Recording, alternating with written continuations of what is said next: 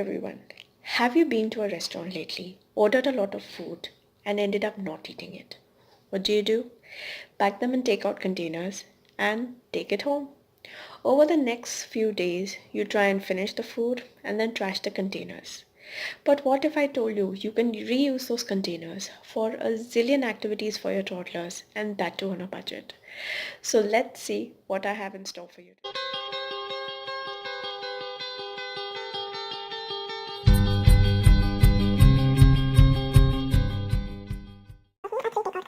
Prepared some activities.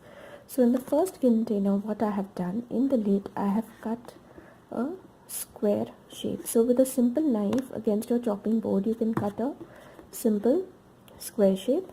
Alright, and I have just highlighted with a simple highlighter, and I'm going to use this as a drop activity for my toddler.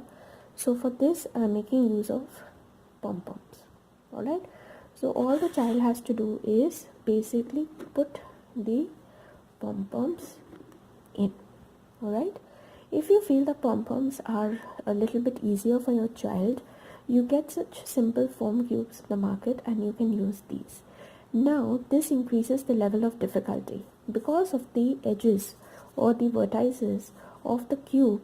The child has to actually place the cube in a specific position so that the cube drops. Any other position will block the cube from falling into the container. So this is one level of complexity that you can add. In case you are not able to get such foam cubes, the easiest alternative for this activity is something which you will easily get in the market, and which is dice. So dice also fulfills the purpose. So instead of foam cubes, you can also use dice. If you do not have dice, another very simple alternative is any kind of gemstones or any kind of stones that you're using as fillers for your pots. You can even use that. Basically the idea is just to use any manipulative so that the child understands. This is very good for toddlers to either make them understand the concept of how to exactly find the position and then drop. So this is one activity I've done. I've taken a smaller container, and if you can see, I have made a slit. Okay, so over here I have not highlighted the slit for a particular reason. I want my toddler to actually find the slit, and the highlighting makes it a little more prominent, which I do not want him to do. So I'm increasing the level of complexity by not highlighting the slit. Now what I have done, I had some poker chips with me, and simply the child has to first find the slit and then drop them. Again, over here the level of complexity is finding the slit and actually the position and the angle in which the poker chip will fall. In case you do not have poker chips, not a problem, you can take any kind of simple counters also to solve your purpose. You can also cut shapes out of foam and use them to drop.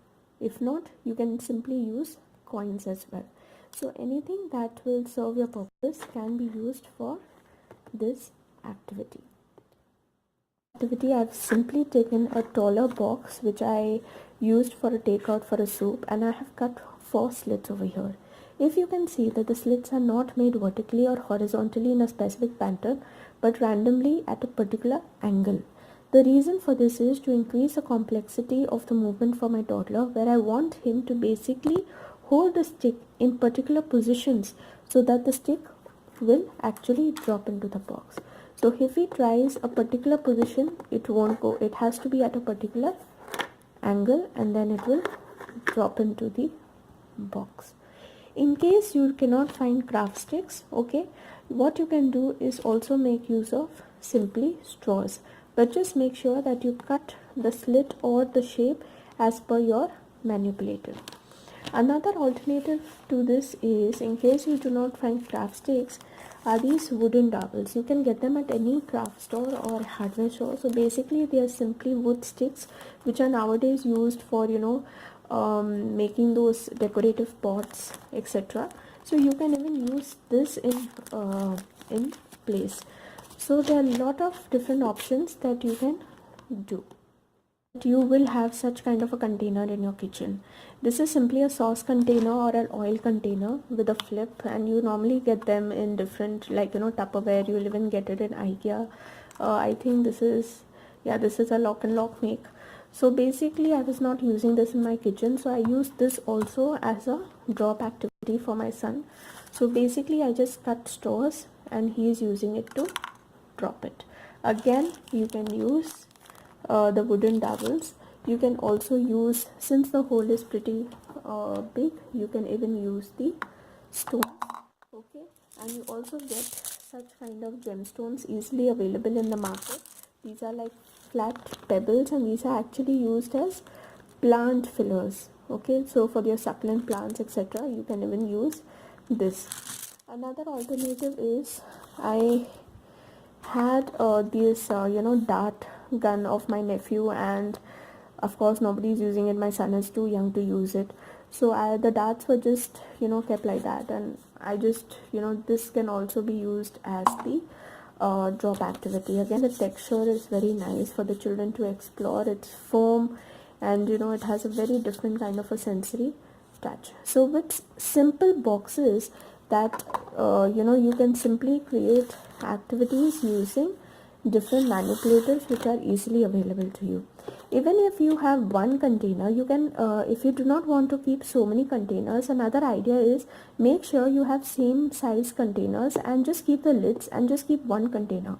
So all you have to do is just make different cutouts on the lids and then just fix it on the container that your child is using. So you really don't have to keep 5, 10 or 15 containers in your cupboard and clutter your cupboard as well.